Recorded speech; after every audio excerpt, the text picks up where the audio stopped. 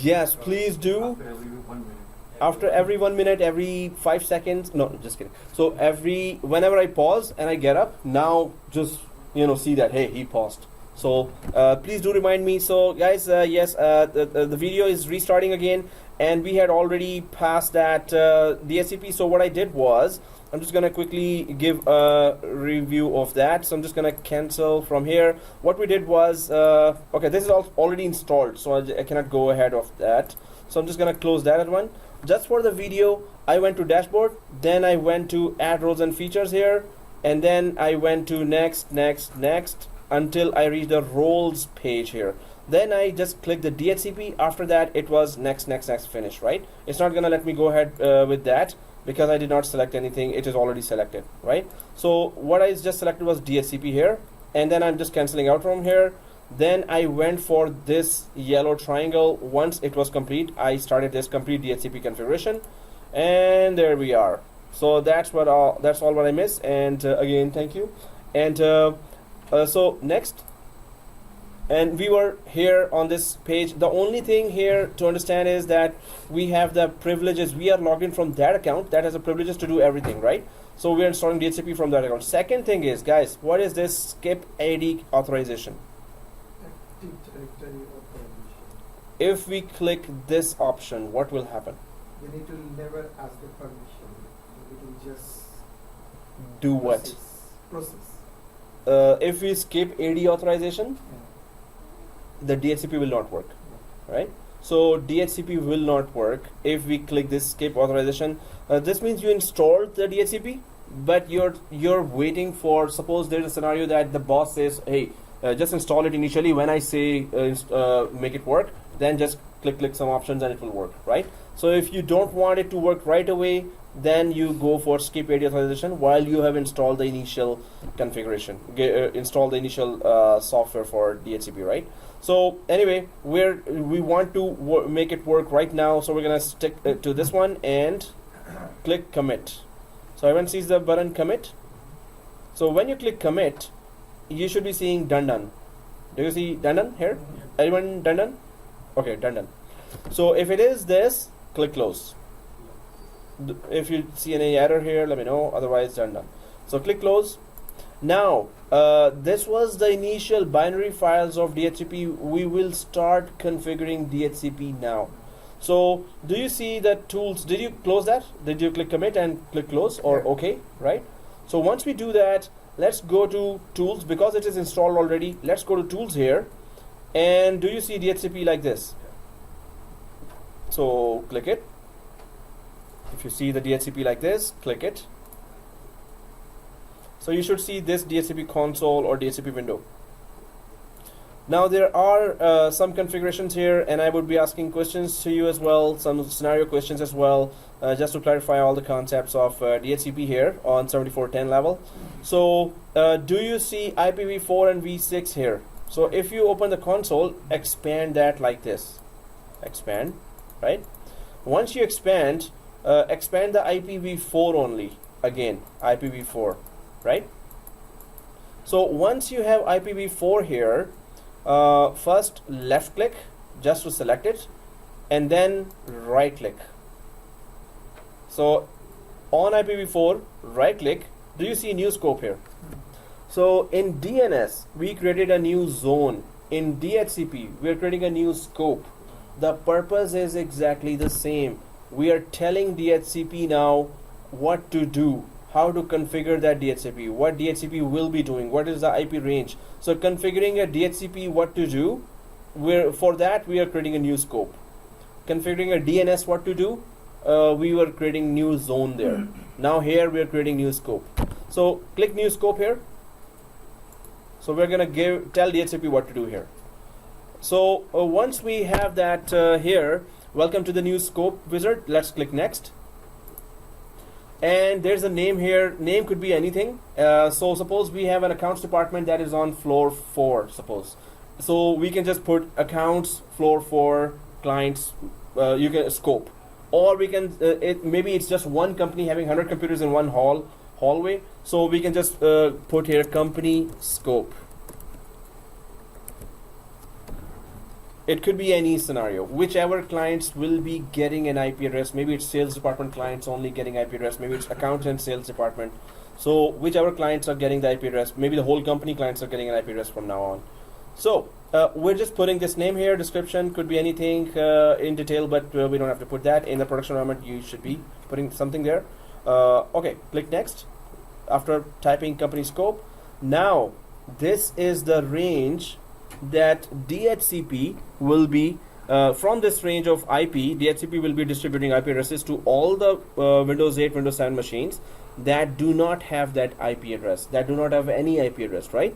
So 192.168.200. I'm just gonna place it very strategically. Yeah. You clear the range?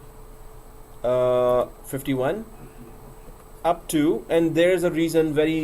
I'll be asking you a question that might be confusing, but let's see who grabs that concept here. There will be two concepts I will be clarifying by giving this specific IP range.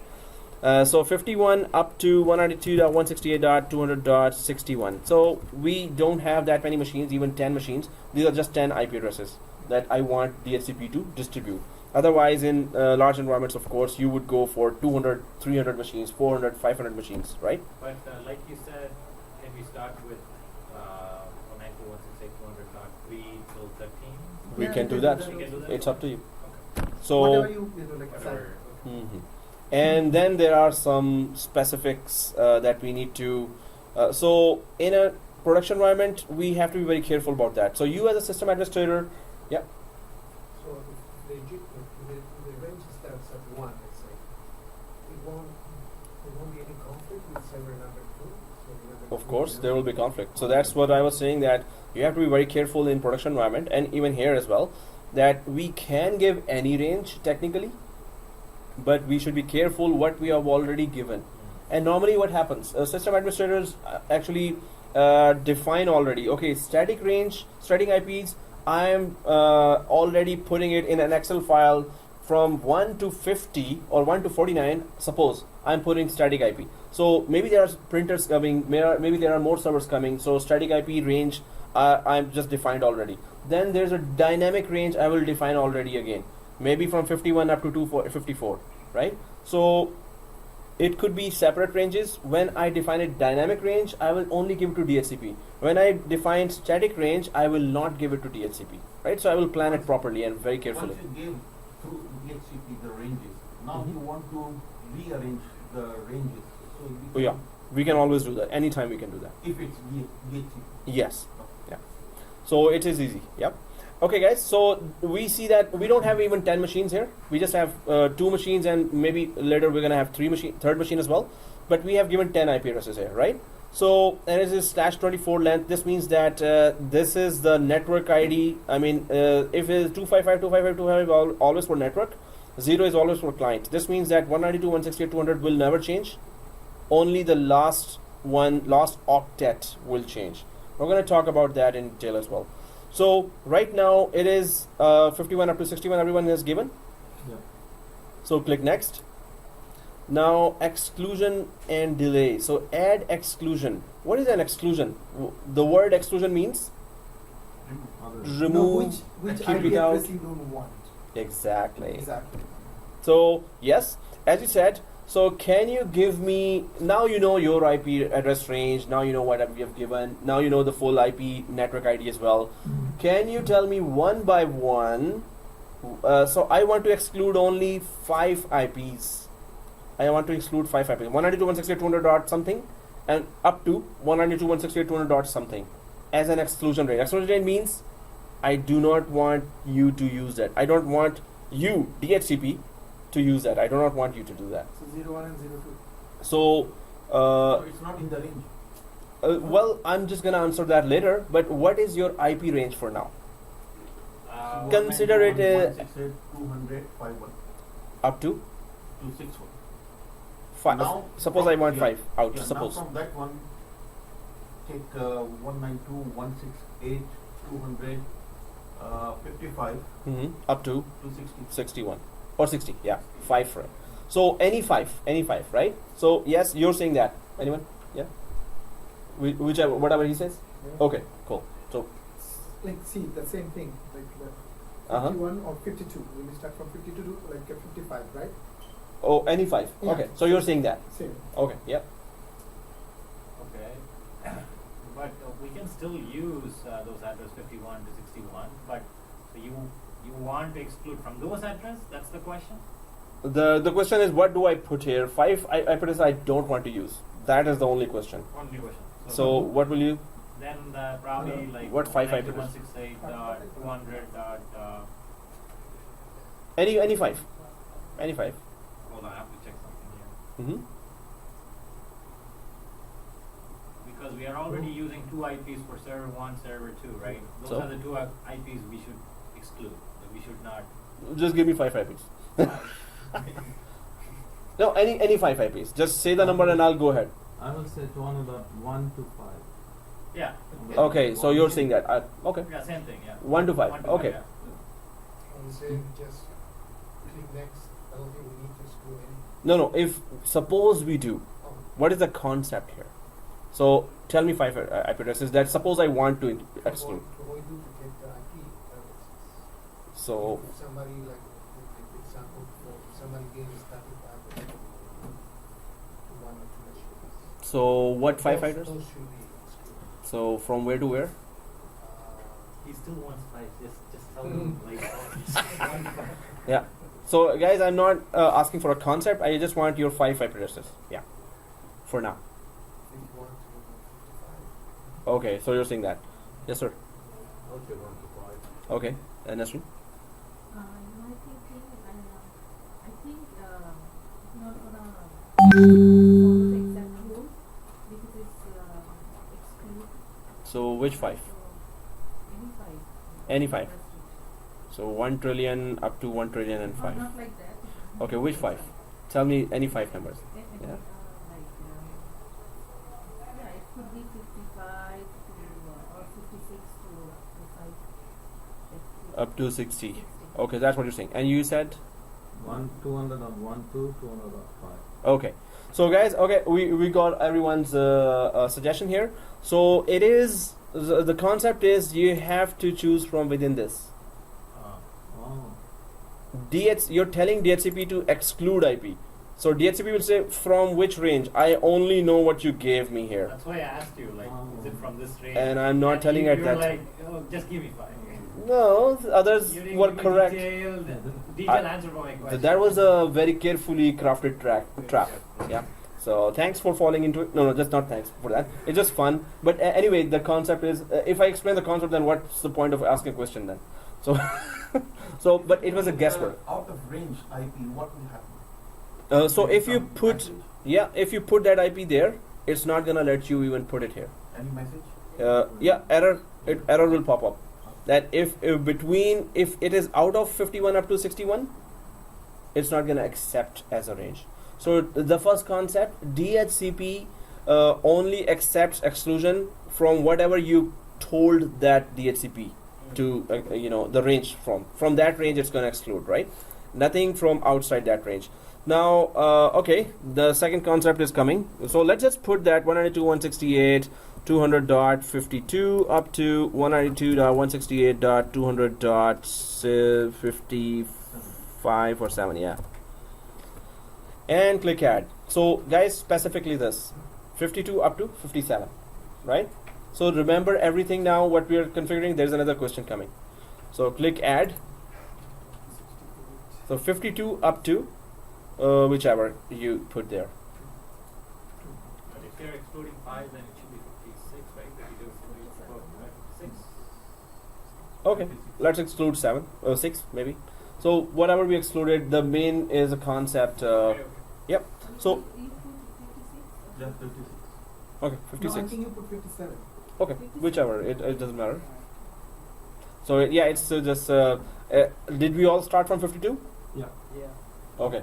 So if you all started from 52, then this is add exclusion range. The subnet delay in milliseconds is the 412 topic here, which is that if one DHCP server you don't want it to give us service when the clients are asking, you want it to delay that service to up to 10 seconds. So you want any other DHCP that you think is having a longer range or it is performing better DHCP.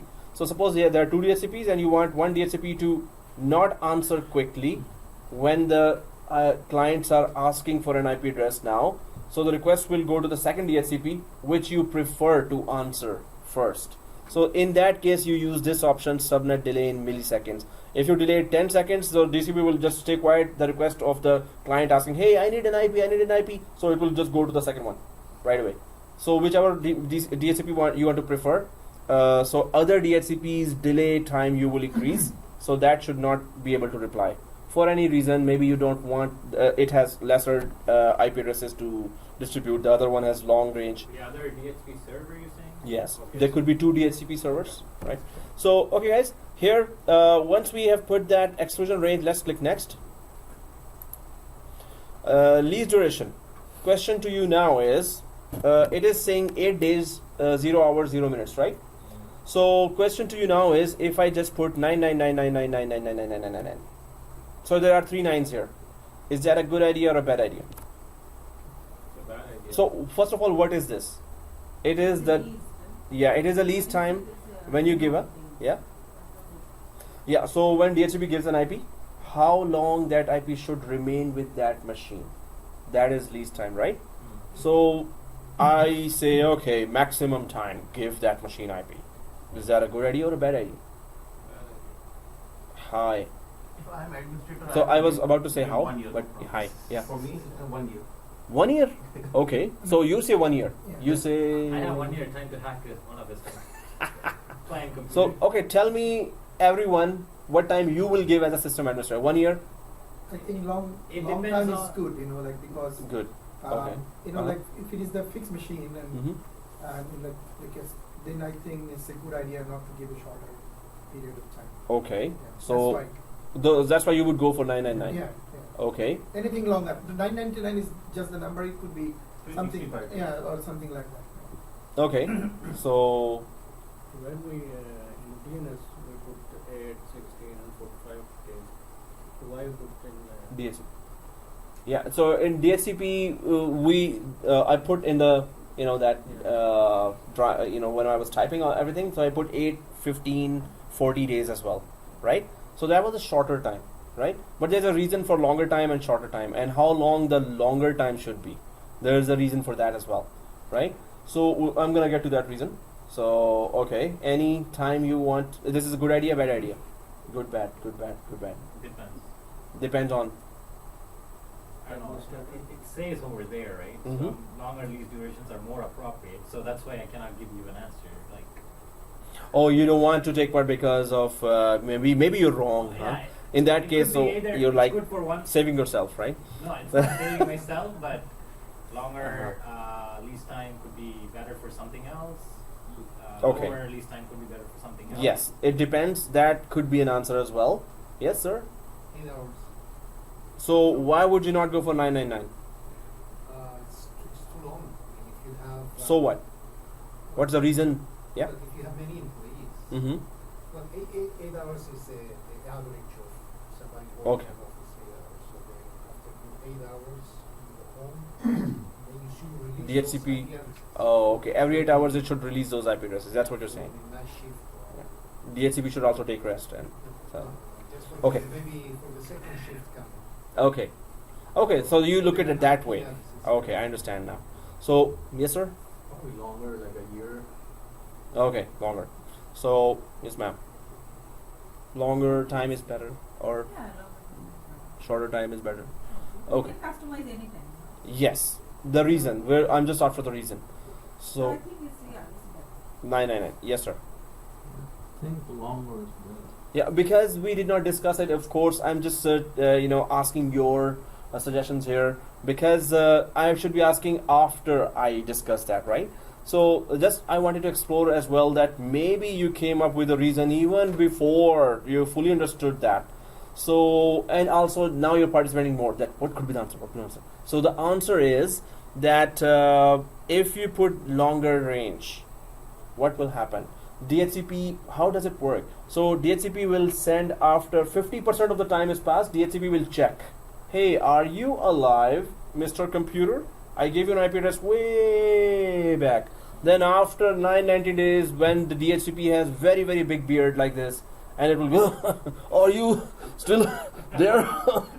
So, and that, you know, DHCP will be talking to a grave of a computer, like it will be a graveyard of computer by that time. Computer won't even exist. If there is any Computer way- is not even there, but IP is stuck. Yeah. If there is any way we can check 4 times, instead of 50%, we can check 25%. DHCP works, that's internal to Microsoft, only given it that much Not time, optional. right? There's no option to change that. But the thing is, guys, the best practice is give it 30 days, 40 days. Now, why? Even if the employee is living for 999 days, but maybe the upgrade came after 2 years. This is not 2 years, this is like 5 years, right? So if the upgrade came, the computer is gone, that computer still is stuck with this IP, right? So whenever DHCP discovers at the 100% of the completion of time that, oh, computer is not there, let me take the IP now. So if you give 999 days to every computer, a computer life in a large company would be not more than 2 years, 3 years maybe. Sometimes it is 6 years, 7 years, the computer is still the same computer is there, but now software is changing, the requirements are changing, so they always update the hardware as well, right? If the hardware is not there and the IP is stuck, you will run out of IPs like this. In first year, second year, you will run out of all the IPs, right? So that's why giving lesser time is better, but not 8 hours is also not good. Now, why is that? 8 hours, this means that at 4th hour, DHCP will send a traffic to all the computers. Hey, are you alive? 50% of the time I'm supposed to check. You created a lot of traffic now. And at the 8th hour, you're creating another huge broadcast here. So you're slowing down the network if the hours are lesser now. DHCP has to check at 50% time and 100% time, right? So if it's 30 days, suppose. So on 15th day, DHCP will send a broadcast. So you have lessened the traffic in the network for DHCP. Daily traffic should not be there, must not be there, right? 8 hours or 4 hours is an ideal least time for only one scenario. What is that? I would want to give 4 hours and 8 hours for that one specific scenario. What could be that scenario? As I said, if shifts are coming. No. The computer is not changing. So humans are changing. Humans don't have IP. So machines have IP, right? So machines should be checked by DHCP. So even shifts are coming, it doesn't matter. Machines should be checked every 15 days or 10 days maybe, 14. Don't create a lot of traffic daily. But I would put a 4 hours and 8 hours for only one scenario. That is KFC or McDonald's. The guests are coming for few hours, 1 hour, half an hour only. It's a guest network. Guest network, you give 4 hours least time. Take it back, check, take it back, check. But this means that network is slow. It's checking. DHCP is checking at the 50% of the time, and then it's checking at 100% of the time and taking back the IP, right? So, but the guests are coming in half an hour, 15 minutes, 20 minutes, they're coming and leaving. So take back the IP. Because they got the IP, or they are gone from the premises, but the IP is attached to their MAC address right now, right? MAC address is the permanent address of the device, right? So in those guest environments, go for very small, but 999 days is never a good idea, right? So it could be 30 days, it could be 40 days, it could be 15 days. You can keep changing. You're the system administrator. You will see that how much traffic DHCP created in my 3 months of job now. And you will be having a sniffer. You will have some monitoring tools that will see that, hey, users are saying the network is slow. So is it because I configured it for 8 hours? I configured it for 4 hours? I configured it for 15 days? Is DHCP traffic also adding up to the slowness of the network, bottleneck of the network, right? So that's why it could be 30 days. So you're creating a broadcast on 15th day, and you're creating a broadcast on 30th day. That is still far away from each other. But also, maybe there are computers going out, migrations are going on, and computers are being changed. So those computers which are migrated to other department or another floor with another DHCP, so their IP is stuck for 30 days. Mr. Distractor. Yes, sir? Oh, okay. Yeah. No, I'm always scared when you're here. I was just scared. Yeah. So 30 days, 40 days, 50 days could be good, but it's you. It's up to you how DHCP behaves, and you're going to fine tune the policies. it's never a system administrator put one policy and that's it forever. Now this is the policy. You always fine tune. You're a sharp administrator. You're gonna fine tune. You're gonna put it. Oh, now let's change the values because my network is not fast. It's not secure. So then after that, oh, it is going too slow. Let's change the values again for the all application configurations. So you'll be sharp. You'll be always monitoring your network, and it's always changing. Sometimes you will put 15 days. Sometimes you will put 30 days. In summer vacation, normally we just put 30 days and forget it. Normally, because computers cannot be, taken out in 30 days or 40 days. That we would be worrying about the IP address. Okay, let's take back the IP address. So 30 days could be good, 40 days could be good, 15 days some administrators for large environments, 2,000 users, 3,000 users. So it is how many times the computers are going out of your leaving the premises and coming back, or how many times the computers are breaking down. So it's that, right? So longer the time, the IP address will be stuck. Yeah, you were saying? So it says on the top, right, for a stable network that consists of mainly desktop computers, so longer lease duration, the longer is 30 days. That's good, right? Yeah, it means Talking about the- longer is, that longer. Yeah, Not 30 the days. 999 longer. Yeah, you're right. Alright, Exactly, alright. as you said. So, but I've been, maintaining some of the network environments since forever. I don't know, last 15 more years. So we used to have this problem with very large environments and with 2,000 users environment, medium environments, large environments, 80,000 users as well. So we used to fine tune according to that, right? So it's not like if you have 80,000 users, or you will have just one DHCP. 80,000 they are spread across many branches, right? So even within branches you have different subnets. So you divide it into floor 7, 1 DHCP, floor 7 to 10, 1 DHCP, and floor 6 to 5, 6 to 4, 1 DHCP, and onwards, right? So you will have different DHCP areas. So you will have different policies according to that. Which floor has machine coming and going more often? So give even lesser time. If it has more, time, it's permanent employees are there, then okay, you can give 30, 40 days for that. But check it out.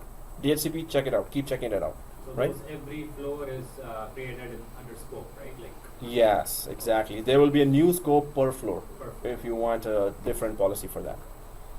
Okay, guys. So next, the main thing is understand why we would do that, right? And what are the other scenarios that we would be using that for. Okay, next. Now here, configure DHCP options. What is, yes, I want to configure these options now. What are those options? So default gateways, DNS servers, wins. Oh, default gateways, DNS servers. What has DHCP to do with that? DHCP is only concerned with automatic IP addressing. So automatic maintenance of IP addresses. What has gateway and DNS to do with that?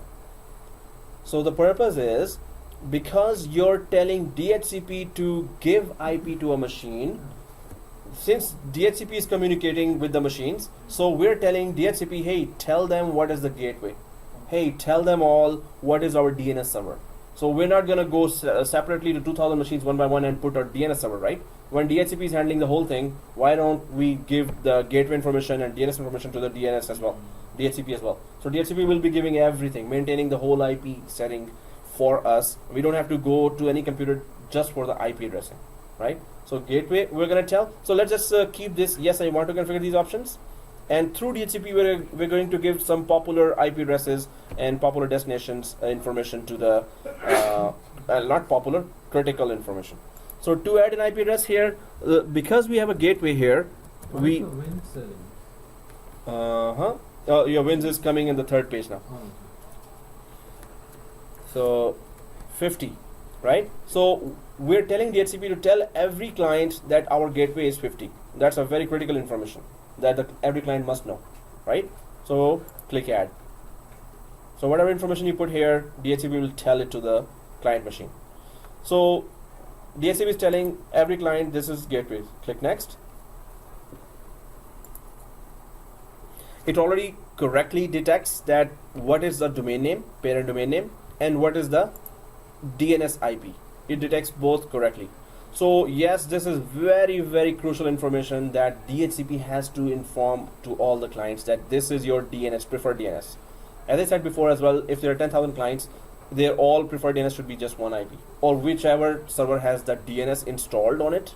In our case, it is installed on 200.1 IP, right? So that's why it will.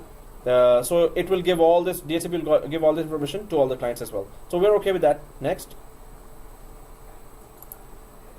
WINS. So it's a win-win situation. No. So WINS is Windows Internet Naming Service. This used to be a name resolution service only for the purely Microsoft environments. It used to be the case that only if it's a Microsoft network, only Microsoft machine used to be there, right? Now it has changed. Now you will see in majority of the environments, Linux is also there, and other non-Microsoft machines are also there. So WINS was only proprietary protocol by Windows to only serve name resolution services for Microsoft machines. So Microsoft is kicking it out. It's it is recommending to use DNS only, and WINS you will not see in future. It is just slowly kicking it out. But WINS is still here. Why?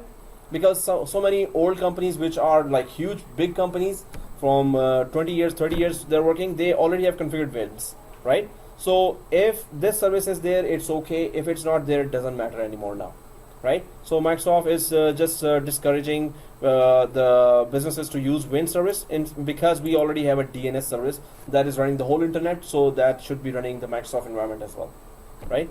So this is just a proprietary service for Microsoft only environment. Nowadays there is, never seen any 2000 user environment that is just Microsoft. It's always Linux is there. Well, there could be just Microsoft as well, right? But they also prefer to use DNS for that. It's the same name resolution service, but just for Microsoft environment. So we're not going to use that. We're not configuring it. It's not an exam objective as well. So let's click next. So nothing here. And now finally, I want to activate the scope now. Everyone there? Okay, click next and finito. So once we click finish, the quick question to you is, first of all, do you see this blue circle here? Yeah. So this is still service is starting for that. So if you have selected this IPv4 already, do you see this refresh button here? So click that refresh button. Now is it green? Okay, cool. So second thing, guys, quickly, the server 2, we're going to only temporarily remove the static IP, and we're gonna expect it to grab an IP automatically from DHCP. Quickly tell me which IP it will get. 51. I'm sorry. 62. 62, you? 62? Oh, Yeah, because we have the exception of, so it will be excluded. like say 57 or it's after 57. It could be 58. I get 58. 58? 58. 58? 58? 58. 62? Yeah, 58. 58? I think Okay, whatever they say, right? So it's okay. So you could just give any IP. But then we're gonna clarify our concept, right? This is not a test. It's in exceptional area. No, 52 to 57 is excluded. Yeah, but it's an exceptional area. That's why it will not take those like those IP. 5. Yeah, it will not take. I don't know what they're talking about. I have no idea. Let's just ask No, you others. can stick with your 62. Question is, okay guys, so let's discuss that as well together. So the question is that what IP our server 2 is about to take from DHCP. You remember what range we gave, you remember what exclusion range we gave, you remember everything. What is the one IP server 2 is about to take? Temporarily, we're going to remove the static IP from server 2 just to check what IP it will take. One IP. 62. So you're saying? 62. 62, you're saying? 62? I think 62. Okay. 58, 58, 58. Yeah. So this line is all in one page? Yeah. Yeah, if Okay. it's because we also select sequential, so it's 58. Yeah. No, it could be anything. There is nothing. I don't know about that, but let's check it out. So let's go to server 2 now, guys. Temporarily change the IP to from static. So let's log in from server 2 first of all. Server 2, netadmin, and the password.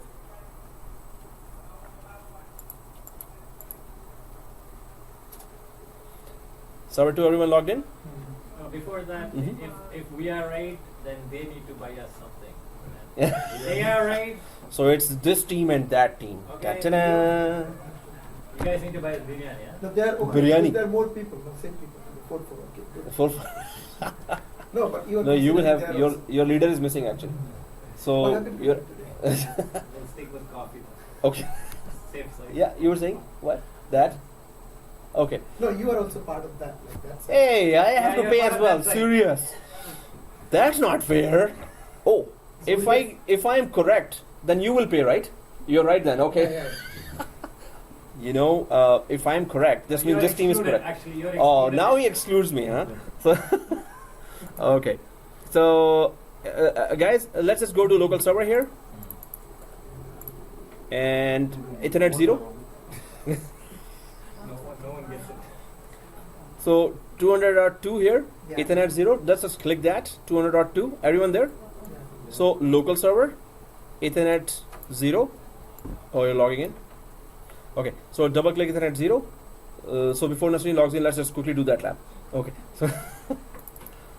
So, server manager and then local server, right? So, okay, guys, go to properties here. And then IPv4. Be careful here, guys. Be careful here. But first, everyone reached here? Yeah. Everyone reached? Yeah. Oh. So the whole college is waiting for Nasreen to reach. Yes, you can do it. Yes, you can do it. Okay. You're there as well, sir? Yeah. Not there though. Also, whole college is waiting for both of you.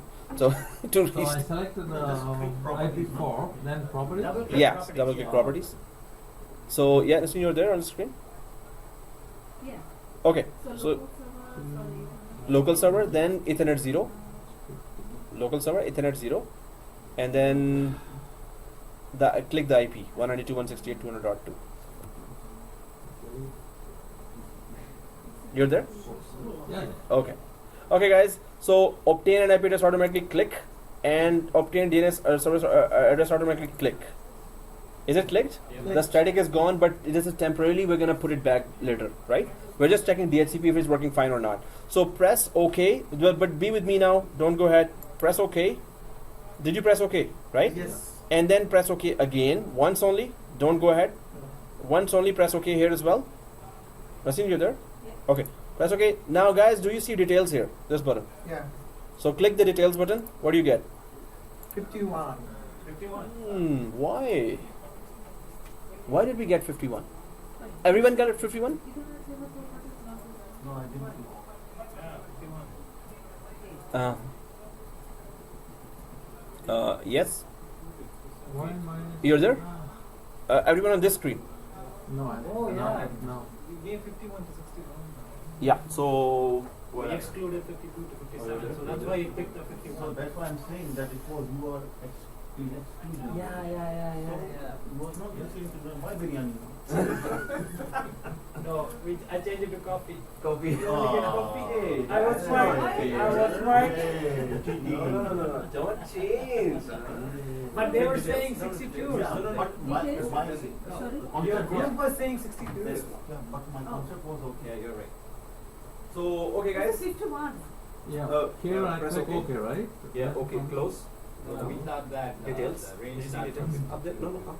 but it was Yeah, down, now I remember 51 to 61 Oh, we gave okay. and we Yeah. excluded 52 to 57. Did you see Yeah. this line? 51. 51. Okay, guys, why was the 51? Yeah. Yeah. Now you'll explain.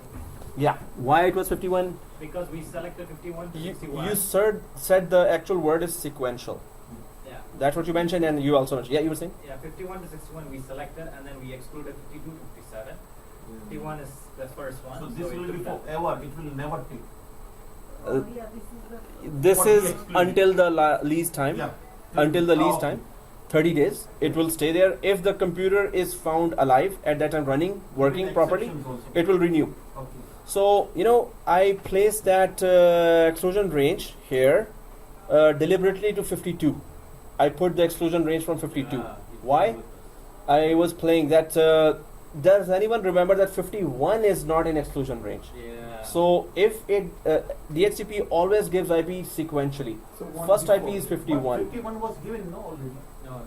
He tricked us. So- He tricked us. He selected 52 to 57. So, 50 to 57. so here is the takeaway. So if you would give 53 to 57, So he then was- the first one will come 52. Yeah. Yeah. correct? Yeah, if it was 53 excluded, Yeah. exclusion will never go, right? Right. Exclusion will never be given. But I started with 52 while our IP range was starting from 51. 51 has to be given to some machine. So whichever machine says automatic, it will be given to that machine, right? So that's why, and it has to be given from the range. And you have to remember the exclusion range. So let's just go to server 1 back just for a second. Let's just quickly go to server 1, everyone. Server 1. Do you see the DHCP like this? Open. Is it open like this? So here, if you go to scope options, this one, scope options, this one. No, not the scope option, the scope itself. Sorry. Do you go under IPv4? Do you see the scope? Do you see under the scope address pool? Do you see under the scope address pool? Now address pool is showing two things here: the actual IP range and the excluded range, right? Address pool. So 51 up to 61 was our actual range, but we told in the exclusion range, do not distribute 52 up to 56 or 57, right? So 51 was still available there. So it has to distribute sequentially. Now after 51, it will distribute what? 58. So it will distribute 58. after this one, this IP. 58. In my case, 58, because this is exclusion. So 52 up to 57, it will not distribute, then 58 it will distribute, right? Yep. So if under lease, it's not, for me, it's not showing the 57. I think you did not put, you put the exclusion range, but you did not click add button there, I think. So if you did not add the exclusion range after putting it, it's not there. So if you click next, it's still not configured. So second thing, guys, address lease, what is that? Below the address pool, address lease. Can you tell me what that shows? It shows the lease expiration. So, and which client got this? Which machine got the IP from DHCP? Server 2. Exactly. So now we can check the name and which what IP was given to that name computer, right? From DHCP. So address leases just means that which computer got an IP and what IP which computer got, right? So third thing, do you see under address leases? Reservation. So there was an exclusion and now there is a reservation. What's the difference between the two? Exclusion and reservation. Exclusion is like what we do not want to be added up, and the reservation is what we actually Yeah. prefer to be in the After like the network. expiry, Yeah. whatever Perfect. IP we need, we are Exactly. reserving. So reservation, it will act as if it was a static IP, although it's not a static IP. Static IP we give ourselves, right? Yes. But reservation means that, hey, DHCP, if suppose this is normally for CEOs and directors who are just moving a lot and going to the conferences, and so their laptop got an IP from our DHCP, but they prefer that same IP to stay there, right? So they are away. So we put the lease here 30 days, but they are away for 60 days. So the by rule DHCP is supposed to take on 30 days. It will ping. It will check. Oh, there is no computer. I'll take back the IP. But if you reserve that IP, even if they are coming back after comebacking. Wow, why did I say that? Okay, coming back after 60 days, it's reserved. It's the only IP that machine will have ever, as long as DHCP is alive. This is like converting a dynamic to a static IP, but it's not a static IP. It's just reserved. Only that machine will keep that IP. No other machine will. It will not take back basically from that machine that IP, right? How do we put a reserve IP? So suppose if you right click the reservation here like this and click the new reservation I here. missed the whole page. Actually. Yeah. So DHCP was on when? What is it? Tools. Oh, yeah, yeah. I got it. Okay. Where's tools? I think you're No. on server think- 2. I think the because server cell 1 phone has- should be overturned. Cell phone should be. Yeah. That's Server distracting a 1, lot. Oh, I know. I'm already there. Server one. Yeah, I'm already there. Somebody is following news on cell phone as well. No, I was doing like that. Another, like what I missed. From cell phone? Yeah. Okay. I Good, connected. man. Connected. Because like Perfect. some of the things which I did not do that day. Okay. simultaneously I Yeah, I did. thought, yeah. Okay, so no, just kidding. So, so guys, here, Yeah. as you said exactly, reservation is that we need it permanently for those hi-fi, big wigs and big guns and whatever you call them. So how do we put that? There are two ways to reserve a computer. One is if you right-click the reservation. You're there, right? Ashik, you're there? Okay. So new reservation. Let's just click that new reservation here. Once you click the new reservation like this, first of all, the reservation name. So it is Emirates, and which seat you want? Oh, so just kidding. Reservation. No, it's not that reservation. Okay. So, so okay. So it is maybe CEO's computer. It could be anything, right? CEO computer. Maybe that IP is 51. Suppose we're just imagining. So anyone knows what's a MAC address? The actual MAC physical address, address of MAC that Oh. physical address Yeah. of the computer. That's Actual physical address of the computer, MAC address, that never changes, Yeah. right? MAC address, right? So where exactly in the computer is that MAC address? network card. Yes. Network card has it hard coded as that MAC address. It will never change. IP address can change, right? But MAC address can never change. This means, and DHCP grabs that MAC address. So that's how DHCP knows, okay, even if you change the IP of a computer or if the IP is different, DHCP tracks a computer by MAC address. DHCP also knows that MAC address never changes, so it has permanent information about the computer. Now, either we put a MAC address here. How do we get a MAC address? Where do we go? So on server 2, let's go to server 2. Let's go to server 2. Do you have this window open? This screen is still open? 51? Oh, you close it? Okay. Can you come back to this one? This screen? How it Yeah, close. Okay. Do you see this screen? Yeah, it's there. Oh, you closed everything. That's good. Not good, but good, but not good. So, so Ethernet double click 0. Ethernet 0. Oh, are you there? Yeah. Right. Okay. So details. Now, can anyone tell me what is the MAC address here? Physical address. Exactly. If you see the third line, 00-0C in my case, it should be different for everyone, right? Could be. Is it different from mine? E993? Yeah, It's different, right? different.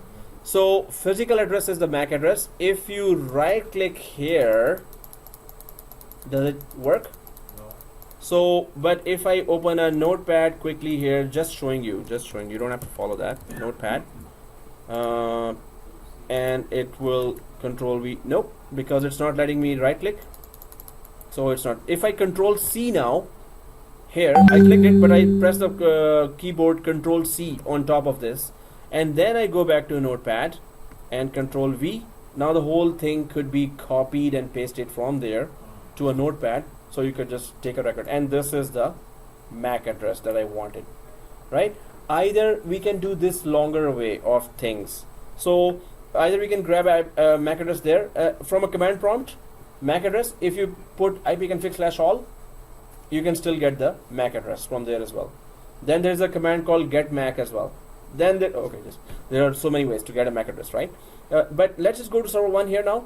Server 1, we know the physical address means the MAC address, right?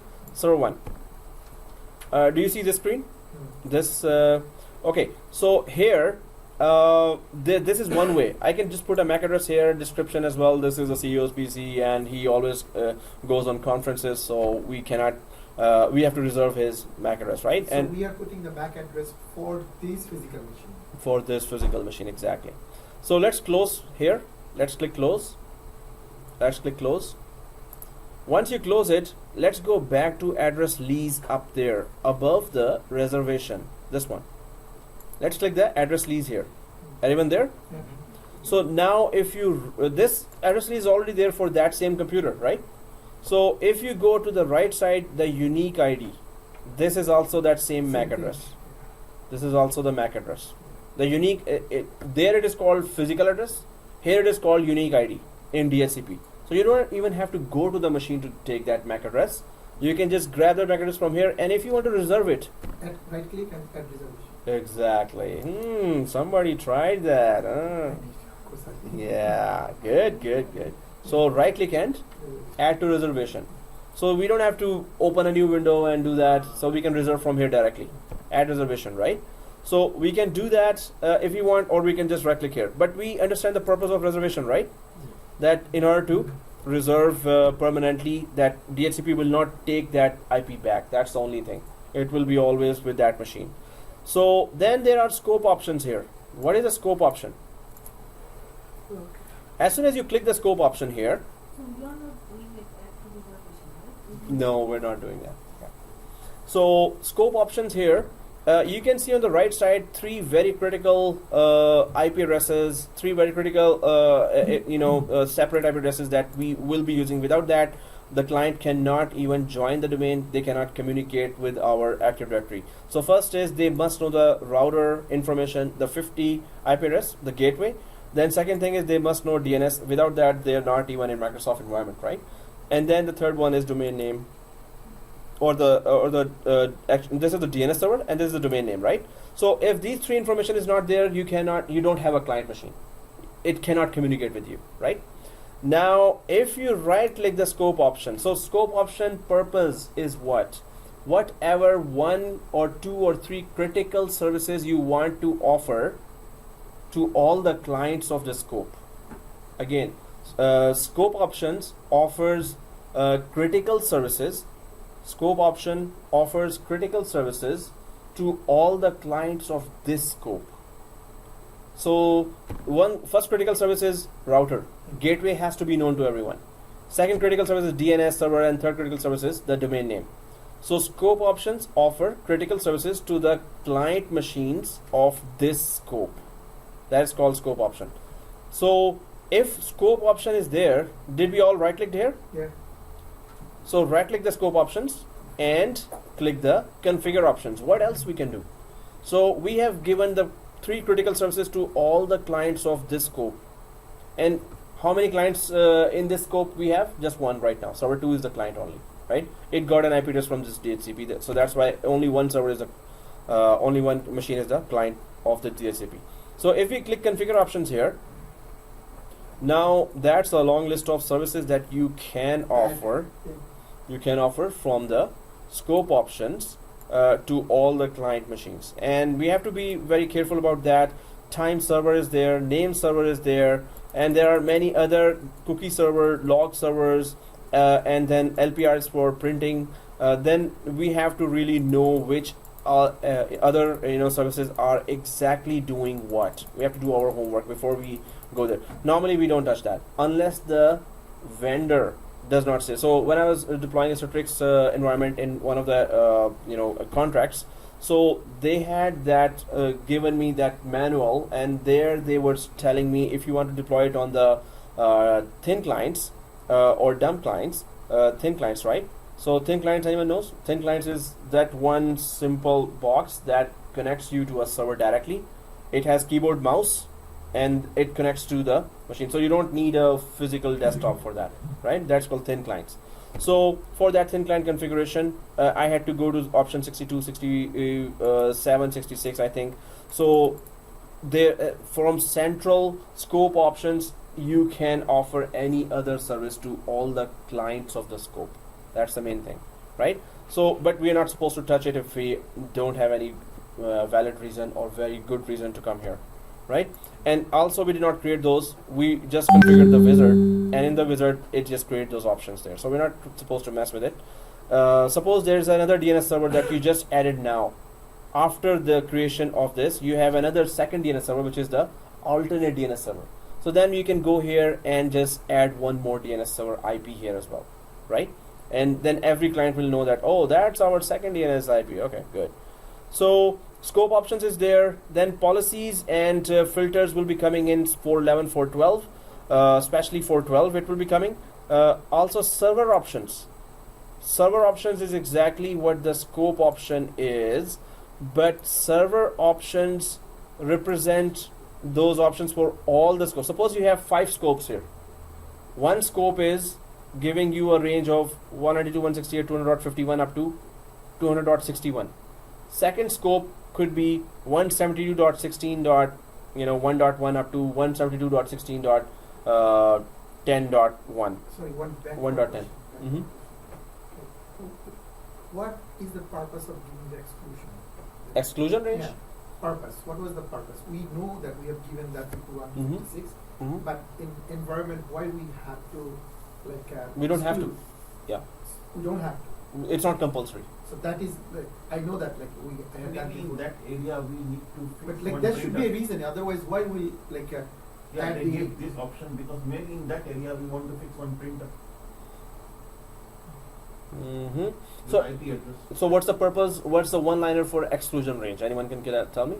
What's the one-liner we for? want to, we know that tomorrow we're going to fix a printer over here.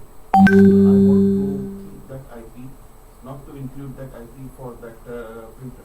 So exclusion range, exactly. You can say that exclusion range, whatever we put there, DHCP will never distribute that IP. perfect? That's we got. That's it. the only But reason. The reason. Yeah. Like Why should we give that? Yeah. Why Yeah. should We are give that? excluding those. Yeah, like we can still leave that one. Like I'm For- just saying, there is no problem of giving like Mhm. if it doesn't Mhm. say interfere with the network or like if there is a special value that's why we are excluding that. Otherwise, we like why we are doing that. Like, that's So what's the- even like you said, the Yeah. printer, right? Yeah. We can still assign the other IPs, any of the other Mhm. IP, right? No, but the range is there, no? In No, that area, that printer will stay Why? with No, finance we department understand and the it range. will be in this room. that these numbers we got, but like why So- this number we are applying? No, our question is the excluding. Why we are excluding? For what purpose? Okay, guys, let me explain that. Now, So now I got it. you know When what- you started, I got it. Yeah. But the thing is that I just wanted other input as well. But the main purpose is, we understand the main purpose even that okay, DHCP will not distribute. that's But why do we even have to give it? So the first thing, it's not compulsory, right? Second thing is, it's for just like the yesterday or the day before yesterday, there were rainy day, right? So for the rainy days, if we have rainy day means that when we really need an IP and we don't have that. Got it, got it, got it. So that would be the only one thing I would think of, that if the IP for some problem or error, that so many IPs are given and now we ran out of IPs right away. So we're going to release the IP from the exclusion range to buy us time Makes sense. to Troubleshooting. to make it a bigger range. Got That it. only happened once to me. That it was a class A range I gave. What is the class A range? That 128. 10 dot something. 10 something. Class C range. What is class C range? Class C is 120. 255, 255, it has 254. So we had to change from class C to class B. So that was the only time that we really needed an exclusion range, because there was IPs were finished. We could only give to 254 computers the IP addresses, and we had 200 more computers bought, and we forgot to exclude, make the range bigger. So then when the 200 computers were joined to the domain, when they were joining, they were saying, I don't have an IP. Then we went back, oh man, so it is class C. So let's change it to class B that can have 64,000 computers, clients, Okay. right? So then we change it. So at that time, if we had that exclusion range, it could have bought us time, and users would not have called us with not so very nice words. So, but anyway, the thing is, yes, that's why we would do that. Is this a common practice in the real world? Two, it's the administrator. You will decide. Let's put it for rainy days. Maybe if I run out of, but we give already such long range that we know that you're not gonna run out of it, or you have kept an eye on your range and the amount of computers you have, right? So some administrators prefer to go for 20, 30, 80 IP addresses as an exclusion. Some administrators say they don't need it. Up to you. If you understand the concept of that, that's it. It's your decision now. But I've seen many environments, it's not there. And some just put it for, again, the rainy days, you need umbrella. So that umbrella should be there. So, okay guys, so server options here. Here, server options is exactly the same as scope options. Is it? So if you right click the server options here, right click the server options and go to configure options. Okay, did I do something wrong? Okay, it shows us the same screen as well, right? But nothing Same changed. areas, but nothing is checked because it is checked in the scope options. But the main thing here is, suppose you have multiple scopes. Suppose you have many floors here, and you have scope 1, scope 2, scope 3, scope 4, giving different types of IP addresses. So we have 3 types of private IP address ranges. What are those? One is 192.168. Second is 172. yes, 172 172.16 dot something dot something. and Third is 10 dot 10 dots. something. 10 dot something, so 0.0.0, right? Fourth is, there is no fourth. There's Okay, no fourth. so yeah, let's just go ahead. Yeah, look at his face, okay? Face reading. Ah. Okay, so now I'm gonna work on that as well. I'm gonna be very look like fourth is okay. So anyway, server options here. If there are multiple scopes here, guys, multiple scopes, then you can configure a server option. Hey, this is our DNS server. This is our gateway. But we have just one scope here, so we are not using server options, right? So this is something about DHCP 7410 level. And we tested the DHCP as well, and we're going to be installing our Windows 8.1 client now, and we're going to be using that as well. So DHCP is here working fine.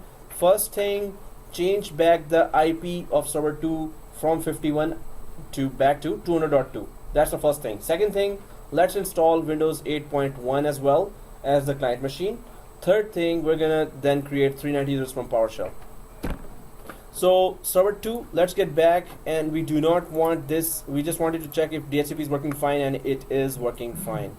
So let's go back to, if you have this screen in front of you, you can click close only on this screen.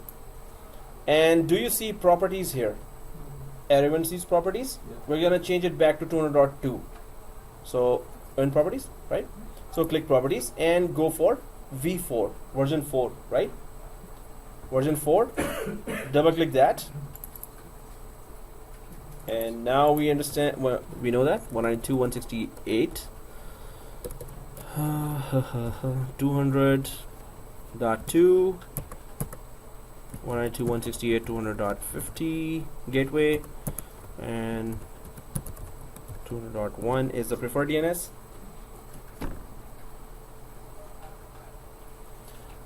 So everyone has put this IP address? Okay, let's press OK then. Everyone can compare now if you're still typing.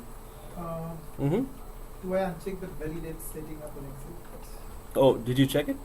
It is checked. Oh, no. It's always checked? It's not checked. It's never checked. Oh, okay. Yeah, uncheck it. It's gonna just validation. It will take 1 more minute just to press OK. So that's why we don't. Everyone has put that, right? Yeah. Okay. So press OK here and press OK again. Press close. Just close the the whole thing. So we just wanted to temporarily check the DHCP. Now on the server manager, do you still see it is assigned by DHCP here? Yeah, because it is not up. So what do we do? Click. Refresh. Exactly. This one. Refresh. Just click that and it should give you the static IP now. It is. Alright. Okay. So now let's just go for Windows 8.1 as well and try to install that. Do you see domain on here? Yeah. Everyone sees on server 2. So let's just turn off this firewall as well, because later it's gonna give us problem. Everyone on server 2 server manager? So click that domain on. This one, right? So only one profile of the 3 profiles, one is still on, which is domain profile. We're gonna be talking about that in detail later. So turn Windows firewall on or off. Do we see that? Once we click that, turn off the top one here. Turn off, right? And press OK. And press OK. So all 3 should be showing red now. Is it showing red for everyone? Okay, let's click close. And now we need 3rd machine here now. So everyone has done that, right? So refresh and it should show you now off like this. Okay, after refreshing, right? So let's just go to, do you see the home button on the left side? Everyone sees the home button on the left side? So click home. And do you see the create a new virtual machine? What did we do here? Home. Home. No, like how did you come to this? Oh, you're creating another one, right? Yeah. From clone, right? Yeah. Oh, so template. Yeah, we're gonna install a new one, not from clone. So if you don't see the home button, so you can go for file and new virtual machine like this. Oh, yeah. Okay. So we are creating a new version. Yeah, which is Windows 8.1. We can create a template, but we're not gonna need a lot of Windows 8. So new virtual machine or from create a new virtual machine. So everyone there? Yeah. So click that and you should be seeing this screen. That's the day one thing. So typical, everyone? Yes. Next.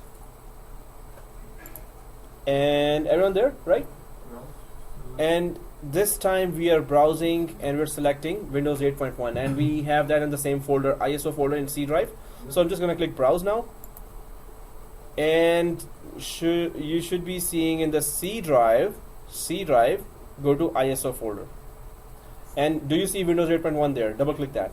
So if I go there, it's nothing there because it's my laptop. But I'm just gonna go to my path folder structure, which is different from yours. ISO. Do you see ISO folder in C drive? Yeah. Right? And then Windows 8.1.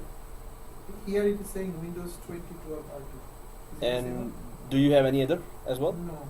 Oh no, there is Win 8.1. Okay. It's already here like a C drive, ISO, Yes. Windows Server. Windows 8.1.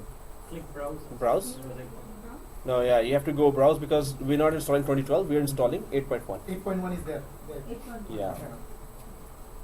So C drive and ISO. Everyone there? Yep. So double click that 8.1 like this, right? You seen there? Yeah. You're there, right? Okay. Double click and you should be seeing like this, detected. This is important. Windows 8.1 x64 detected. Everyone sees that? Okay. If it is showing, let's click next now. Make sure that it is showing, right? So next. Rename. And yeah, we can just go for 7410 and our first name.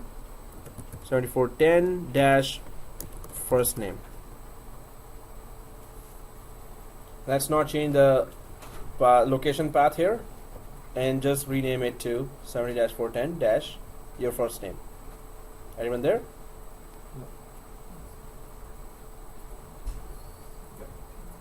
Okay, if everyone wrote it done, then let's click next. Right? Let's click next. And now, well, it could be 60 GB, it's okay, doesn't matter. Keep it 60 GB and keep it split virtual disk into multiple files, which both are okay. We discussed that on day one. So click next. Nothing to change here, click next. But here, customize hardware. Everyone there in the customize hardware?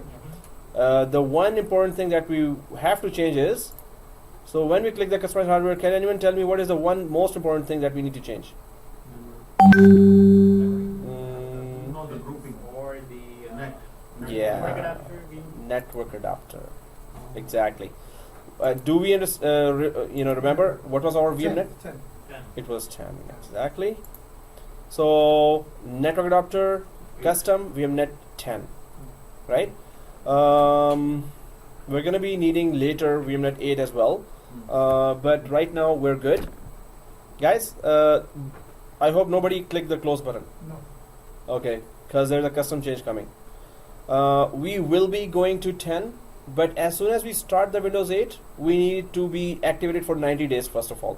So we need immediate internet connection right after it starts, right after it finishes installation. So if we need immediate internet connection, we can select now what?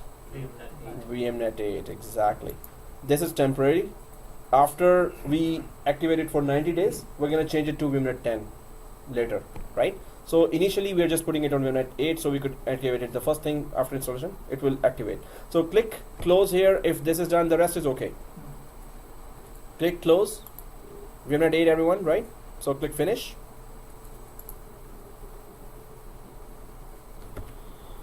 Alright, so now what do we see here? Are you still recording, sir?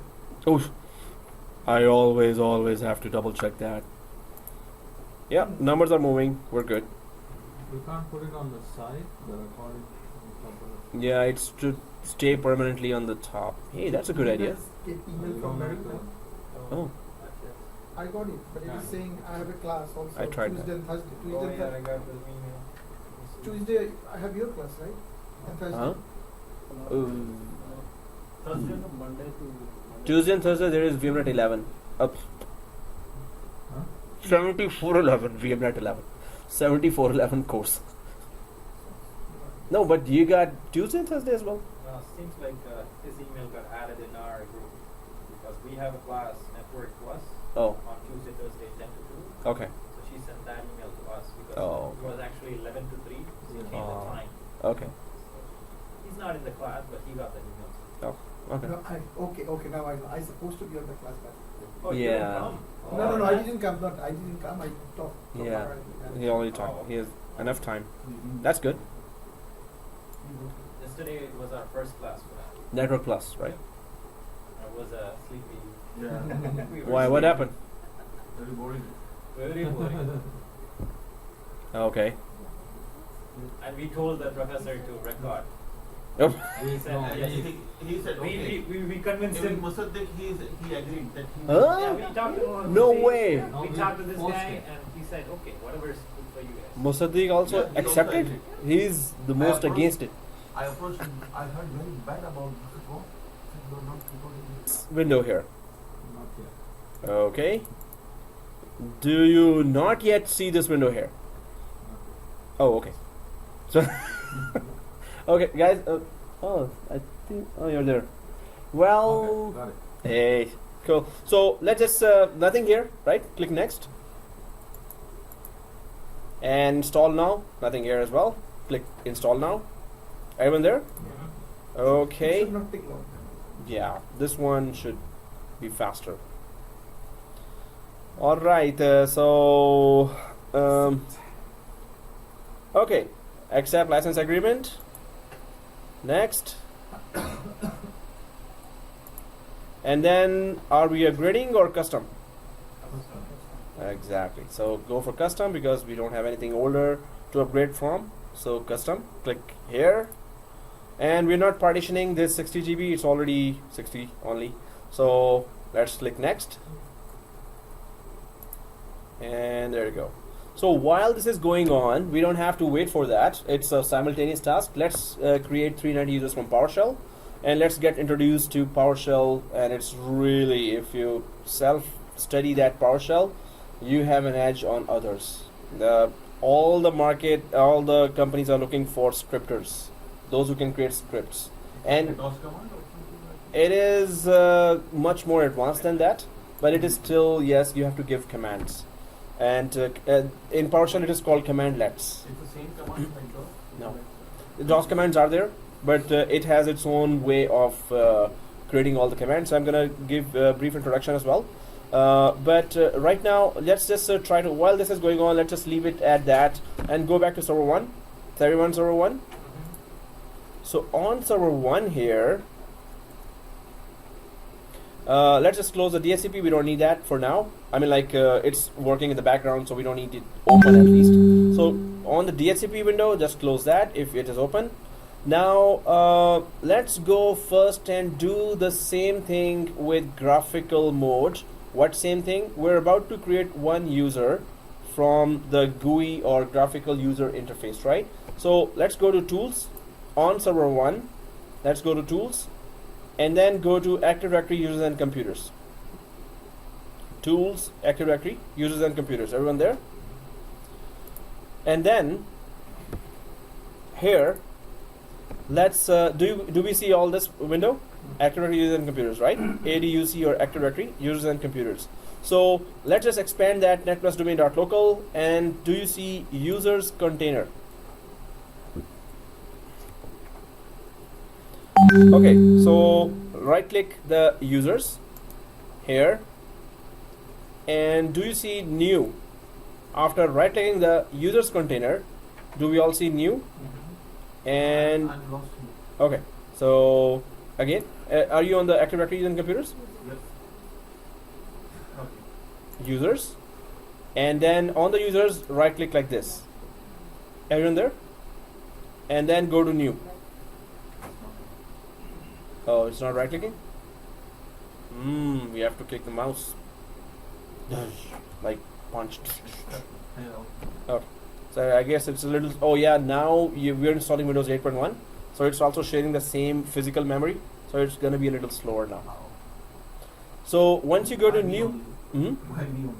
Oh yeah, today you're the lucky guy. lucky one. Okay. So do you see user here? This one. Yeah. Okay, so we're creating a new user, and click the user now. Once you click the user, you should be seeing this screen. Everyone sees that? I think we created the user before as well. Still I'm not getting anything. Oh, okay, yeah, it's gonna be a little slow. Yeah. But No, it's processing now. What is the reason you install Windows 8? Because it's the client environment. So and servers would be few, and will be hundreds or thousands of Windows 8s and Windows 7 and Windows 10. So whatever policy we are applying, it will be actually on Windows 8. So is it open? Okay. So user 01 here. Actually, no, don't put user 01. Trump. Yeah. You can put our names, right? Why Trump? No, because we can go for Obama and Putin and all others as well, right? So, but he's the biggest celebrity here, and as a Can we celebrity. put our names here or no? Okay, so there's a very somebody's really insisting. So let's your name, sir. Michael. Okay, you were so shy saying that. Why? So okay. So yeah, you can put your name there, Michael. It's okay. You can put your name, right? So this is just to have some more spices in the class, and you're like, it's not case sensitive at all. So we can just log in from that as well, and you can put your name as well. It's okay. No, I will go with you. Oh no. Put your. It's okay, guys. You can put your name as well. We're just giving an example. Yeah. Okay. Home PC. So user login without again, exact same thing. Just to go for this, right? So next, and then we go for small ABC capital C shift 1 2 3. The password. Whenever it asks for password. After Trump, where do you go? Sorry. After Trump, I don't know which president next is coming. No, I mean, my next is. Click my next. idol. Why is my highlight? Right now, it's just he's fighting everyone else. So, but after Trump, He fired the FBI director. yeah. No, my new object here, right? Is for Trump first name. FBI director. They are Hey. looking for a new FBI director. Yeah. So yeah, did you click? Does it look like this? Your screen? Oh, Oh. just Trump. Right. Alright. Okay. So does it look like this exactly? Next, and the password. ABC. So after Trump, it's the password. Yeah. Okay. But guys, don't put that. So don't keep it clicked. User must change password, right? Yeah. Everyone there? So keep every option unchecked. Did we do that before as well? We created one user. Oh yeah, we created net admin, Yeah. right? So okay, we know how to create a user then. Okay, next. Finito. Next, just put the password and keep it unchecked. Did you keep it unchecked? This one unchecked, and next, and finish, right? So one user is created. Now I will ask you to create 400 users. So we see how much time it took for creating one user. So can you give me quickly what time you will take to create 400 users like this? 400 users. 200 If- minutes. 2 minutes each. 2 minutes each, 200 minutes. minutes. How much hours is this? 3 hours 20 minutes. Wow.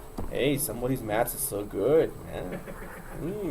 So, okay guys, yes, 3 hours. How about we do the whole thing in 3 minutes?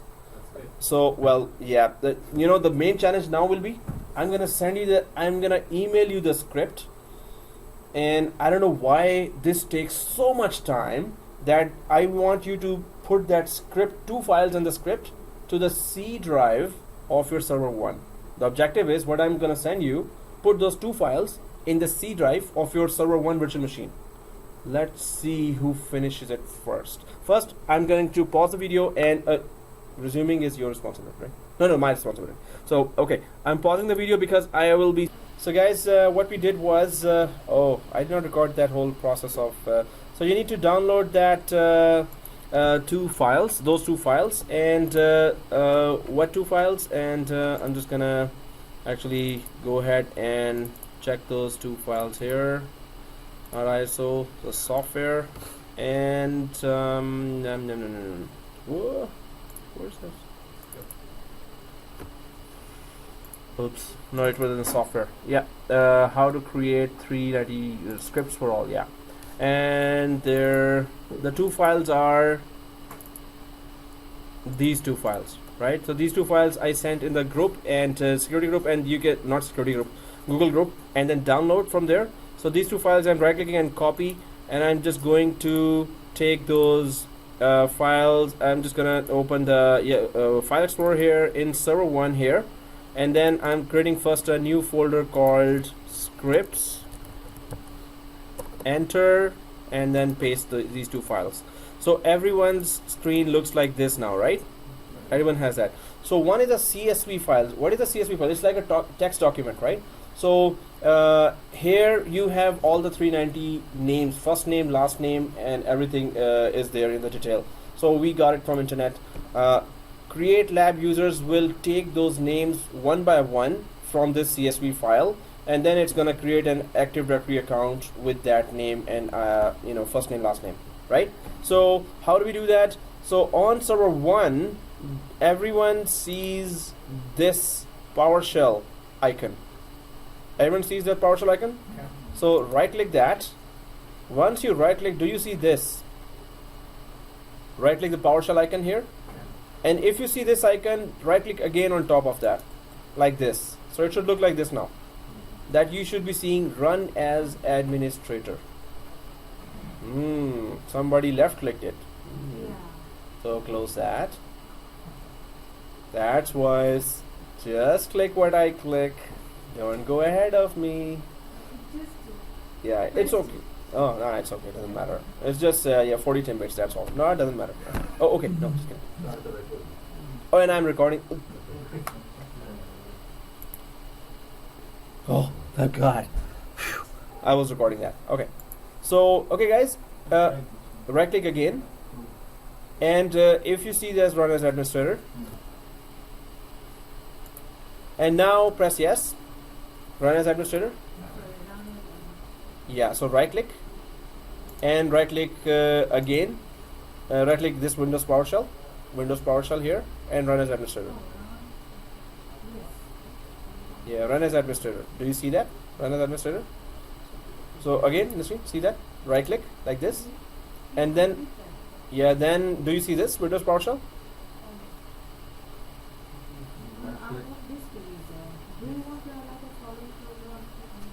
Yeah, press yes. Okay, so that's good. So guys, first, yeah, PowerShell is open. Is it open? The blue one. Blue one, it did, but it is open as administrator. Yeah, which is okay. That's what we want. Nasreen, is it open? Regional support? Is there the regional support? Users administrator. It's still opening. Mm-hmm. It's not open as it. Okay, understood. Sorry. Yeah. No, administrator is fine. Yeah. So this is administrator is showing for everyone on the top like this. Yeah, yeah. Okay. So now the first step would be, as soon as we open the PowerShell, we have to allow ourselves to run any command. By default, it's not going to allow any command to run. So there is another file here. Actually, I'm just gonna magnify more. So there's a one command here that is called set, S-E-T, set. Type that. Then no space, and then type dash. So set dash. Dash is beside backspace. Okay. And then exe. Set dash exe. If everyone has written that, let me know. Right? Set dash exe, and there's no space here, right? Yeah. No space. So press the tab button on your keyboard. Does it auto completes the command? Yes. were you able to do that? Right? You were able to do that? Yeah. Set execution policy, right? Yeah. So then there is another word. So first of all, we understand that if you type the initial letters and press tab, it's gonna autocomplete just like in Cisco. Then space will be. Then there's a space, right? So everyone got it, right? You got it? Okay. So then there is another word called unrestricted, but I'm just going to put UNRE and then press tab to autocomplete that to unrestricted. So the first four letters are UNRE. Does it autocomplete as well? So set execution policy unrestricted, right? So we have that, and then press enter. If you have put all this, press enter. Now it says, are you sure you really want to have unrestricted access to run any kind of command? So default is Y already. So we're just going to type, we're just going to press enter again and just going to take that second enter as yes, right? So press enter once again. Default is Y or yes. So now we can run any command. This is important. This is only once you have to do on any computer. Suppose we restart this computer tomorrow and want to run some other commandlet. So we don't have to do it every time, right? This is just once only in any computer, the first time. So second thing is that we need to go, now we're going to use some dash commands to actually go to that folder in C drive. The C drive folder you want to go to is scripts. That folder is already created there. So first we need to go out of this path here. So cd / change directory. C means change, D means directory, and /. Yeah, that's the DOS. Enter. So now you are on the prompt root of the C drive, right? Everyone sees that? And you see before the C drive here, you can see PS written here. What is that? What is the backslash here? Now we got a big sponsor of 40 Timbits. Yeah. You will have 40 biryani. 40 Actually 40 biryani, not 40 I Timbits. got it, I got it. Yeah. Oh, Yes, okay. it's there. Under the backspace, yeah. Under the backspace. Yeah. So everyone sees that? So So CD plus 2 dots also it will work. it will go one by one back to the directory. No, Right. CD. CD 2 dots. CD /. Yeah, 2 dots also works exactly as he said. So okay guys, then dir and press enter. That does what? Mr. Minhas will tell us. List the directory. List the directory, which means what? List the contents of whatever is there, right? So once you press enter, do you see your scripts folder anywhere here? Yeah. I can see it here, right? Scripts folder, right? So then we can go for cd. We want to go inside the scripts folder now. So cd space Is there any space scripts. between this before the CD? Before the cd there is no space. Okay. Cd space and then the name of the folder. I hope everyone has put the correct name, scripts, here, right? So everyone is scripts. So press enter and you should see like this. It's not case sensitive. So okay guys, so do you see scripts here now? Yeah. Are you inside that folder? Yeah. Okay, dir again. What is inside? What is the contents of a scripts folder? Yes, 2 files. So dir again. Now we should be seeing 2 files here. Yeah. One is .ps1, one is .csv. So it's .csv has all the names and .ps1 has all the code that will convert those names into Active Directory names itself, right? So we have all this already configured. Now we need to launch this script. As soon as this script will launch, it will ask where is the lab users.csv file.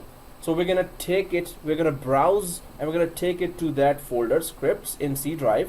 I'm gonna tell it, hey, there is the lab users file. Although it's just sitting right beside it, but it's gonna ask that. So first of all, just type the first 3 letters, CRE, and press tab. So it should look like this. This is the way. Well, normally I'm supposed to smell biryani at this time, but somebody's having medicine. So anyway, so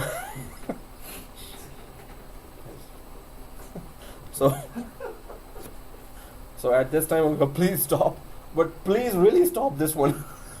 So okay, so if we want to execute any PowerShell, we want to run it, right? So we have to put // create lab users, whatever is the name of the script, and the .ps1. PS1 is PowerShell script, right? So once you put that, press enter. If it is correctly like this, press enter, and it's going to show you this screen. Everyone seeing this screen, right? Okay, sorry. Here, what we Yeah. done? Press enter. I didn't. I did. Open it. Yeah. All right. Okay. So Fine. everyone else also has it. Okay. So do you see scripts folder somewhere here? Yeah. Yeah. Double click that. Do you see lab users somewhere there? Correct. As soon as you double click, you will see the magic. Double click. Oh yes. Something happened. Systems crash. It's not system crashing. Oh, okay. So, guys, as soon as it finishes, go to Active Directory users and computers and give me a proof that 390 users are showing there now. As soon as it finishes. Yeah.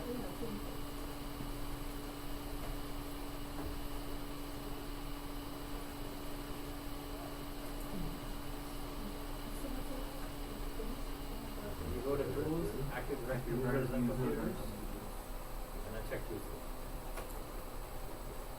And Check users, and see if you got all those users.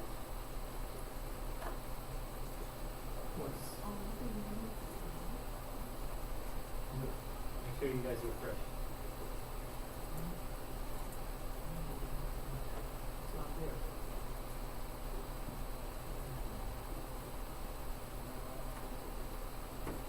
yeah, Trump is there. We created. Ah, okay. Not the Trump. Is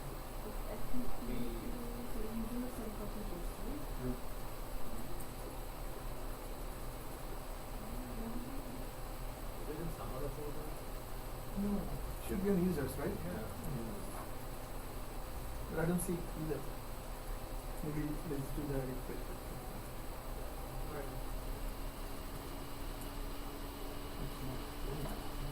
We need to refresh the server manager first or something, and then we have to go there.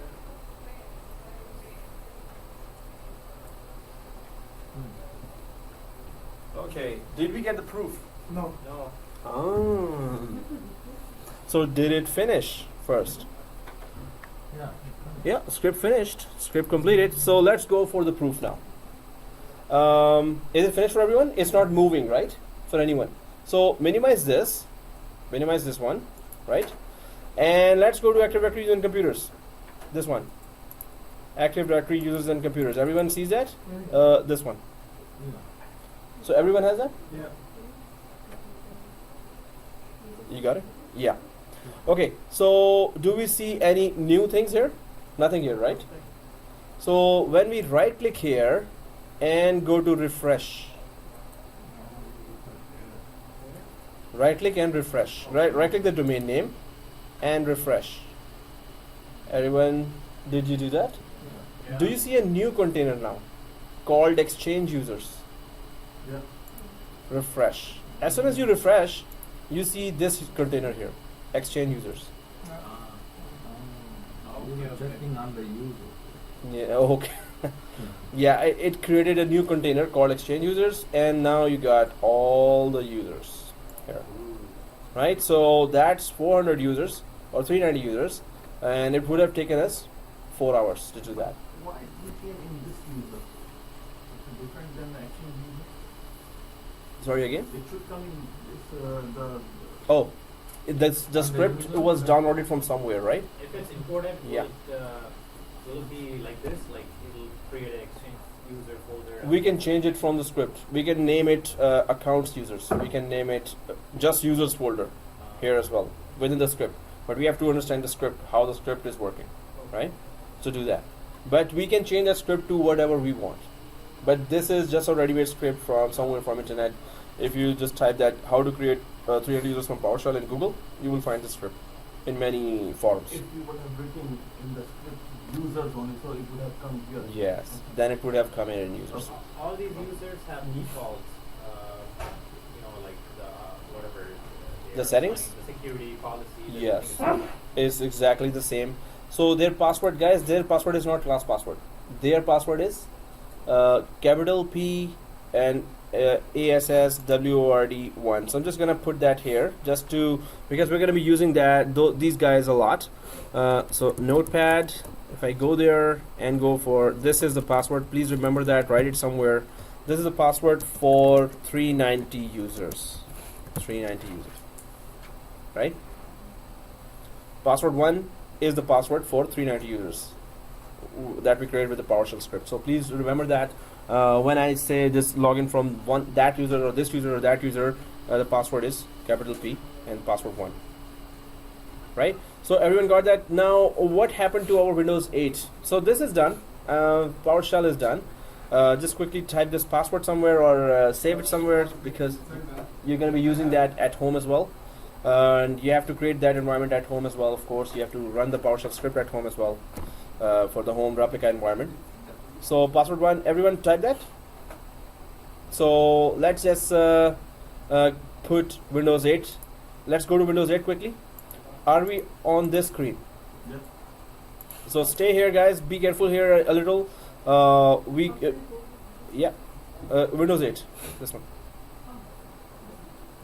The third computer we were installing, the third virtual machine we were installing. Okay, guys. So here, just first of all, the machine name is client 01. Let's type the machine name, client 01. Machine name, client 01. And once you have typed this name, everyone has done that? Okay. To the right bottom, do you see click next? Yeah. Right bottom, okay. So everyone click next. Do we all see that? Okay. And then do you see use express settings and customize? Do we see that button as well in the next screen? So don't go for customize, just go for use express settings on the right bottom again. Use express settings. It's gonna try to look for internet connection, and because we gave it internet connection, so it's gonna get it. But do you see this screen? Let me know. Sign into your Microsoft account. Do we all see that screen? Not yet. Okay. So we're not going to use our Microsoft account, or if we have it, but there is down here, create a new account, right? Create a new account. Oh, sorry. Don't have an account. Don't have an account. So did you, when you click create a new account, is it asking for a Microsoft account to be created? If you have already clicked it. Okay. Did you click? So don't yeah, I have. clicked it and I went back now. Oh, so cool. So don't have an account. Don't have an account. Don't have an account, guys. So once you click don't have an account, what happens? Okay, hold on. The first one, Mhm. the email phone mine was slow. Yeah, That one. you're here. Yeah. So sign into your Microsoft account is showing there, right? Oh yeah, there is no other option, guys. Sign in to easily get your online. Yeah, and don't have an account. When you click that, something happens. Nothing happens, right? So if we can go for now create a new account. Now we can go for create a new account. So once we click that create a new account, all we need to do is create a local account, not a Microsoft account. That's what okay. So create a Microsoft account. We're not going to create a Microsoft account. If you see this screen, everyone seeing that? If you go way down here, sign in without a Microsoft account. Right? Do we see the sign in without a Microsoft account? Okay, click that. Sign in without a, now we can create a local account here. So it's a local admin, LOCAL admin, and the class password. So remember that the local administrator account is named as local admin, and the password hint is ABC.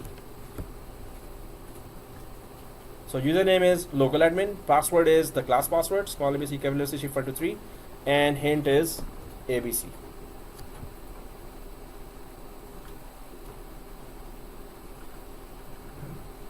So everyone did that? Yes. Okay. Everyone? Like everyone. Okay. So click finito. Do you see finish? Click finish. The password doesn't match. 50 timbits now. We're counting. I think he needs another. No, I have. Only timbits? 50 biryani. Okay. No, that's like a big catering here.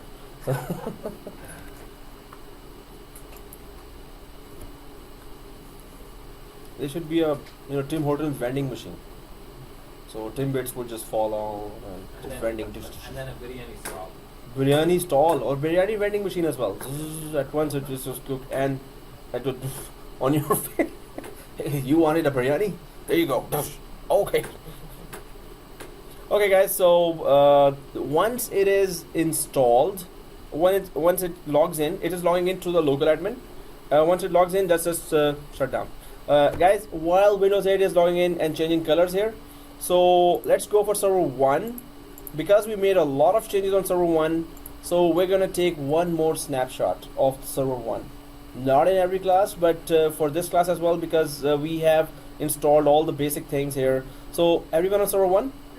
Right? So click server 1 and right click server 1. So right click server 1 like this and snapshot. I didn't take a snapshot before. Why? Okay, snapshot 1, everyone sees that? Yeah. And take snapshot, this one. So once you take a snapshot, do you see this window here? So it's 80 DNS GC, yeah, and 80 DNS GC and DHCP installed. So this is already, I'm just mentioning this means it is there, and PowerShell users created. So that's a lot of changes we have done. So this snapshot will really be useful for us later, because we're going to be messing up a lot and creating a lot of new configurations. So if you've put that 80 DNS GC and DHCP and PowerShell users created, anyone has written it? Yeah. So click tag snapshot. For PowerShell users. snapshot too. For you it's a snapshot 2, for me it's snapshot 1. So don't ignore that if it is 1 or 2. Yeah, change it back to 2. So click take snapshot. That's it. We didn't do much on server 2, so it's okay. It doesn't matter. So right click and shut down. Right click and shut down all. Windows 8 can wait. Make sure Windows 8 is fully logged in first, and it stops changing color, and then we can just shut it down as well. So I'm just shutting down server 1 here. We're gonna properly configure Windows 8 next class. So please add in your replica environment at home, do create the whole thing till here and make sure you're creating notes of everything, right? So click shutdown here, shutdown guest for the server 1. I'm right clicking on server 2, power, and shutdown guest for the second one as well. Shutdown guest. And third one, I think it's still changing colors. Windows 8. Seriously. Did you create a WhatsApp group for us? Oh, L forgot. Oh, yeah. Today I'll do that. Will do. Where do you go and check the snapshot you take? It's in the folder where it is living right now. So I'll show you on the screen where is the snapshot.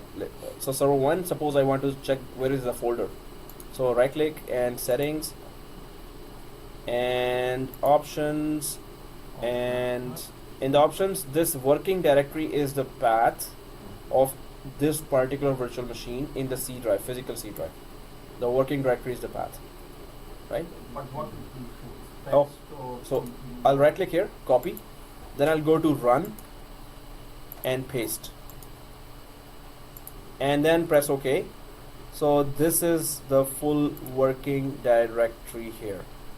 So a LCK file here, for it is logged here, VMSD, VMX, the configuration file, and then there is memory file VMM here, VMSN, and then the hard disk file. It is, divided the hard disk, multiple files here. So this is a typical virtual machine folder that it looks like that from inside. And VMSD is your snapshot. See this snapshot file is the VMSD, and this is just 1 KB it took. So okay guys, so see you on Friday. Today's Wednesday. So and Friday.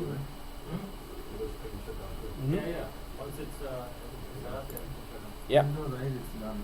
Windows 8 is done. Right click and shut down guest. Almost ready. Wow, seriously. So guys, let's try to come early here. on on every class, future class, so we could start early, right? There's a lot to cover. There's a huge amount of laps. Yes, we Okay, came we'll come early. at 9 o'clock. We came early. Oh, actually, yeah, at 10 o'clock. Oh, it's 9 o'clock. Someone came late actually. Hey, I was exactly at 10, yeah. So I was bullseye. Okay.